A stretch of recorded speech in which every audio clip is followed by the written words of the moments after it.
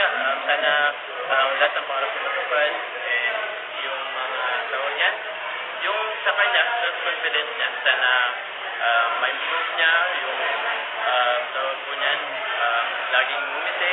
Overcome niya na yung hiya, Overcome yung hiya po.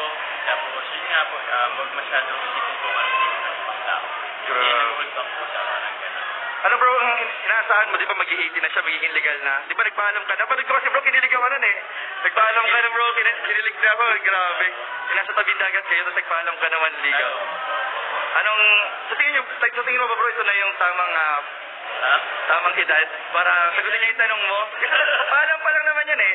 Di ba paalam pa lang naman? Na kung pwede manligaw. Oo. Sa tingin mo bro, ha? Pwede naman na, huwag siya na. Yun, grabe guys. Lahat lang po ligan. Oh, ligaw! Ligaw na lahat mga kaligab, grabe. So yun po, kinakita po natin na parang hindi po may paliwanag ngayon yung nararamdaman ni Kalingap Jomar.